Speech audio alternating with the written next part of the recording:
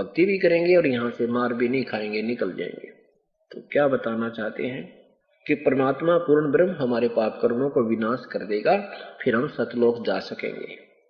और यहाँ का विधान है कि जैसे कर्म प्राणी करेगा जो वही भोगने पड़ेंगे। पुण्य के लिए स्वर्ग में और पाप के लिए नरक में, और रहना पड़ेगा काल की जेल में। एक पुण्य एक पापी आया, एक है सोम दलेल वे, गरीबदास सतपुरुष भजन बिन, सब ही काल की जेल वे। एक पुण्य करने वाला है, बड़ा धार्मिक व्यक्ति है, बहुत अच्छी बात है। एक पाप ही पाप कर रहा है, और एक कति कंगाल सोम सवनी दान नहीं करता। कहते जो पुण्य करता है, जिसको पूर्ण संत नहीं मिला, पूर्ण शास्त्र विधि अनुकूल साधना नहीं मिली, और ना करता पाप और करता है पाप, वो दोनों बराबर हैं। पुण्य करता है नहीं करता, ये सारे बराबर हैं। कैसे कि पुण्य के आधार पर वो पुण्यकर्मी प्राणी स्वर्ग चला गया, वहां राजा बन गया, इंद्र बन गया, देवता बन गया, 1000-2000 वर्ष वहां अपनी मलाई ने खा के पुण्य कमाई ने, और फिर वो गधा बन गया।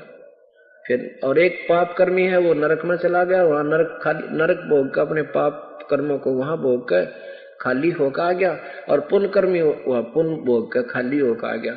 दोनों रह गए काल की जेल में। एक पुण्य एक पापी आया, एक है सोम दलेल वे, गरीबदास सतपुरुष भजन बिन, सब ही काल की जेल वे।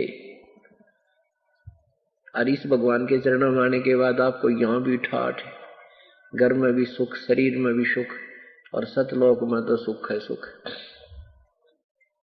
भक्ति बिना नरखर एक हैं, जिन हर पद नहीं जान्या, पार ब्रह्म की परख नहीं रे, पूज मरे पाषाणा। भक्ति भी करने लगे, देखम देखा लगे हुए हैं अनजान संतों के आधार से, फिर ये पत्थर पूज कर मर गए, शास्त्र साधना करते रहे। पार ब्रह्म, एक परब्रह्म होता है, एक पार ब्रह्म, एक ब्रह्म। ब्रह्म ये ज्योति निरंजन काल है, जिसके 21 ब्रह्मांड है, और परब्रह्म ये 7 संग, इससे नेक्स्ट भगवान दूसरा 7 संग ब्रह्मांड का मालिक ये परब्रह्म है। और पार ब्रह्म कहो चाहे पूर्ण ब्रह्म कहो, वो पूर्ण परमात्मा सतपुरुष है। पार माने सब तो पार, परला पार, सबसे परला पार, सबसे परले पार, ऊपर सतलोक में वो परमात्मा पार ब्रह्म है, वो सतपुरुष है। तो क्या कहते हैं, भक्ति बिना नरखर एक हैं, जिन हर पद नहीं जान्या, पार ब्रह्म की परख नहीं रे, पूज मरे पाषाणा। सथावर जंगम में जगदीश में व्यापक ब्रह्म बिनानी, निरालंब न्यारा नहीं दर्शाए, भुगते चारों खानी। तुम एक पत्थर को ढूंढने पूजने जा रहे हो मंदिर में, फिर तो परमात्मा निराकार शक्ति सब जगह व्यापक है उसकी। अब देखो सूर्य का प्रकाश सब जगह गिर रहा है, और इस सूर्य के प्रकाश की तलाश अंधा आदमी, और की तो पहाड़ पर पूजन जाको लगा थोड़ा गर्म गर्म सा यहाँ पे, अरे पे नादान कहेंगे, तो वो तो सब जगह ही है।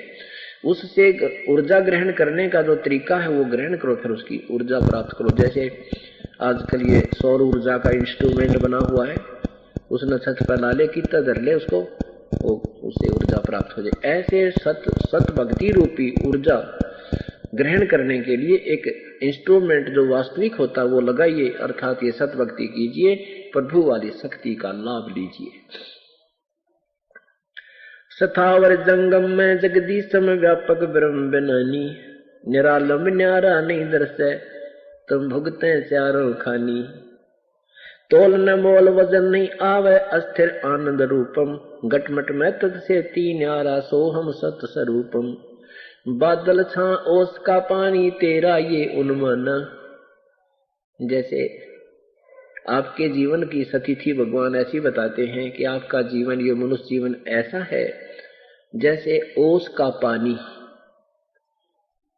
ओस कहीं पत्तों पर गिरी हुई होती है तो वो थोड़ी सी देर का मेहमान होते हैं, घंटे के बाद उसका पता भी नहीं लगे कहाँ गया वो ओस का पानी।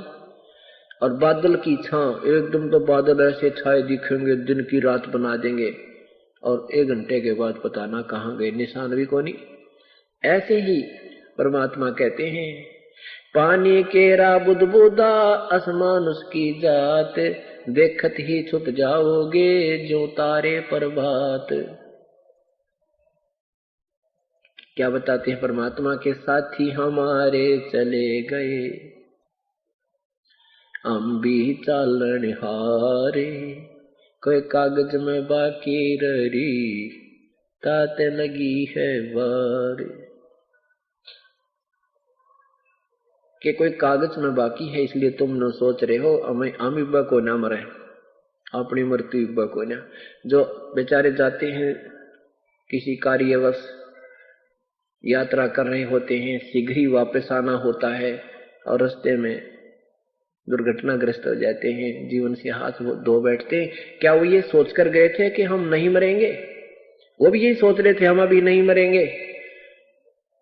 ये भूल काल ने लगा रखी है। कबीर साहब कहते हैं मौत भूल गया बावड़े, अचरज किया कौने, तन माटी में मिल जागा जो आटे में लौने। कि मौत को भूल कहते ने जुल्म कर रखा है, इससे बड़ा अचरज और कुछ नहीं हो सकता। एक बार पांचों पांडव वन में घूम रहे थे, प्यास लग आई। ये एक शिष्टाचार होता है कि छोटा भाई जब होता है वो सभी बड़े भाइयों की सेवा करता है, प्रथम कर्तव्य के लिए वो चल प्रस्थान करता है। पहले सबसे छोटा भाई जा नकुल, फिर सहदेव। तो वहां एक तालाब से पानी लेने के लिए गए तो तालाब से आवाज आई कि पहले मेरे प्रश्नों का उत्तर दीजिए और बाद में जल प्राप्त कीजिए। उन्होंने परवाह नहीं किया कि प्रश्नों के उत्तर दूंगा इतने भाई मर जाएंगे प्यासे, बहुत प्यास लगी है। उसने जो ही लोटा उठाया पानी भरने के लिए पात्र जल की तरफ रख किया, वो मृत्यु को प्राप्त हो गया। कुछ देर के बाद सहदेव गया, फिर उसके बाद उसने भी ऐसा ही किया, नहीं परवाह की उसकी आकाशवाणी की, तो वो भी मर गया। फिर अर्जुन भीम गया, फिर अर्जुन भी मर गया। इसी स्थिति में युधिष्ठिर जाता है बाद में। युधिष्ठिर गया तो उसने भी सोचा भाई तो मरे लिए, तो भी आप भी मैं भी मरने वाला हूँ, प्यास बहुत है, लगता है ये भी प्यासे मरे होंगे। उसने भी पानी पीने के लिए जो ही तालाब की तरफ हाथ किया तो आकाशवाणी की कि मेरे प्रश्नों का उत्तर दो पहले, बाद में पानी जल ग्रहण करना, नहीं तो तेरी हालत भी तेरे भाइयों जैसी हो जाएगी। युधिष्ठिर ने कहा कि प्रश्न करो कि संसार में सबसे बड़ा अचंभे की बात कौन सी है। युधिष्ठिर ने उत्तर दिया कि सबसे बड़ा अचंभा यह है कि हम रोज दुनिया को मरते देखते हैं, अपनी चिंता कभी नहीं करते, इससे बड़ा अचंभा और कुछ नहीं हो सकता। तो यहां परमात्मा भी कहते हैं कि मौत भूल गया बावड़े, इतना अचरज किया कौन, तन माटी में मिल जाएगा जो आटे में लो। बादल छा ओस का पानी तेरा यो उन्मन, हाट पटन कृत्रिम सब झूठा यो रंचक सुख लपटाना। हाट है आटी, हाट है ये आटी बोलना दुकान। पटन अगर तुझे ये नगर तू अपना मानना है, मैं उस गांव का हूं, यो मेरा शहर है, ये मेरा राज्य है, कहते हैं ये तो झूठा सुख लिपटाना, रिंचक सुख लिपटाना, कति सब झूठ है भाई, ये कृत्रिम सब झूठा, ये रिंचक सुख लिपटाना।